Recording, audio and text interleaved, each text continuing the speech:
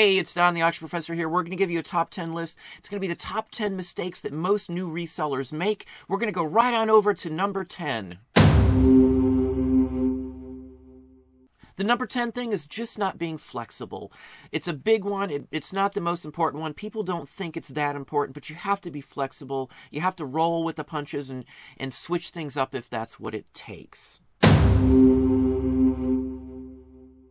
Number 9 is not changing with the market. Markets change all the time. You have to be ready, you have to adapt, and you have to change to market trends. That is a key one here. Markets change, as I said. They change seasonally. They change, year by year. You have to pay attention to the changing market. If you don't change with the market, you could be dead in the water. Number 8 is just not packing properly, improper packing. You have to be able to pack the items that you sell correctly. Like for us, we sell records. Some of them are so fragile, they have to be packed like china. So no matter what you're packing, you have to take great care in packing that item. We seal everything in plastic. We cushion everything that needs it. Everything goes wrapped in cardboard and then in a poly bag. That's just the way we do it. We have not had any shipping issues because of that. Number 7 is no follow-through. Now this goes back to people who love sourcing, but they hate listing. You have to follow through. So if you buy the items, you have to sell the items. It's the only way you're going to get the money back. There's too many people out there that are sourcing all the time and just never list. And what's going to happen is you're going to have so many items at the house, you're going to run out of money to actually source, and you're not going to be able to get these items up quick enough to get enough money coming back into your business. Number 6 is not setting enough money aside for your taxes. You should be collecting these throughout the entire year, setting them aside in a bank account. You can pay quarterly to get them out of your way so that you know that you're not making a mistake. It's always best to have a separate bank account just for taxes. That will save you the trouble at the end of the year. Don't spend that money. Save it aside. Too many people wait to the end of the year thinking they'll make enough up at the end of the year to afford to pay their taxes, and it's just not always the case. So pay your taxes on time, set the money aside, and don't spend it. Number 5 is the race to the bottom. This is where people keep lowering the prices to get the buy box on Amazon or lower the prices to undercut other sellers. All that does is actually race you to the bottom, and it's eventually going to be an item that just isn't going to sell because the price has gotten too low. We, on the other hand, price our items high. We're able to adjust them. We're able to take offers that way. Don't undercut yourself and don't race to the bottom. That is a big one. Too many people make mistake on, and they run themselves out of business. Number 4 is just not knowing enough about the specific niches or categories that you want to sell in. I know everybody can do comp searches and such forth like that, but in some cases, certain items that are very rare you won't know about unless you've done a ton of research into that area.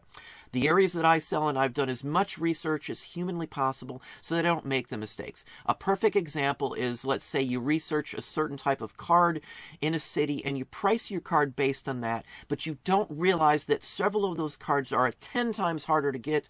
Instead of pricing it at $100, you're pricing it at $10 because you just don't know enough about that category. This is a common mistake many people make. Number 3 is not properly describing your item in condition-wise.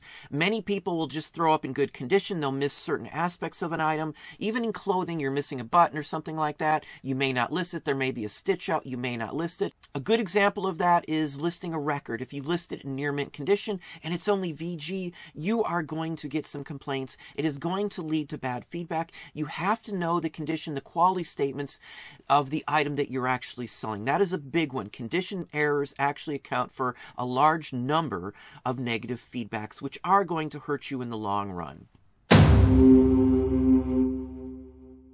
The number 2 issue is just not researching your items in general. So many people will look at something, see it for a couple dollars, and just assume that it's worth some money because of age, what it is, and things along that line. That is not the case. Every single item that you purchase or are interested in investing in, you should look up every aspect of that item to make sure that it's actually worth buying. Too many times I'll see someone buy a couple hundred records for 50, 60 bucks and say that the price was so cheap, it has to be a good deal.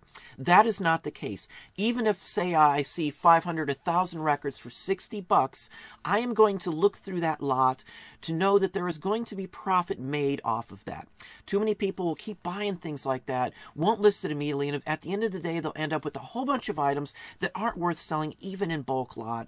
A lot of the items like this have been researched already, and people like me are just blowing out the leftovers, the things that we can't sell, for a cheap amount of money just to get some more money back on our investment. So you've got to be careful in that and research every single item that you sell.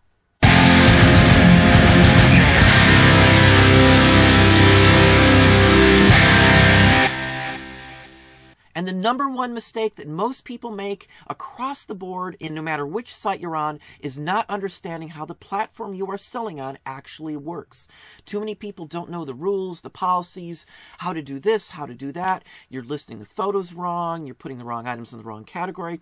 All of these mistakes can cost you your actual account on whatever site you're selling on. If you have improper descriptions on Amazon, you're listing in the wrong category, that can get you kicked off. If you're listing items you shouldn't be listing on Amazon or even on eBay, that can get you kicked off real quick. Too many people put headers or description numbers or words in it like Velcro or things along that line when it's not technically a licensed Velcro product. You've got zeros to worry about. That is literally the number one thing. Know the actual platform you are selling on. Start off small. Start off selling a few items to know how it works before you go full steam into it. It's a big, huge, big mistake that people do, like in drop shipping, when they don't know the ins and outs in drop shipping and they get tanked. Their account is shut down immediately because they've just drop shipped so many items that they don't know what they're doing and they're lost. It goes for anything that you do. Don't immediately run to open a store. Don't immediately run to do a seller's account unless that's the only way you can get ungated in some areas on Amazon. So again, the number one mistake is not knowing the platform you're on. Always research whatever you are doing. The platform is key. That is the most important part of this. Well, that's what I have for you today. Hopefully that gave you some ideas, some mistakes not to make. Those are my top 10. These are just mistakes that you're making. These are not intentional things trying to increase sales or things like adding rare or terminology to your listings. These are just simple, honest mistakes that people made. Hopefully you enjoyed it. If you did, please hit the like button down below. You can also hit the bell icon to be notified when I post new content or go live. Subscribe or tell a friend.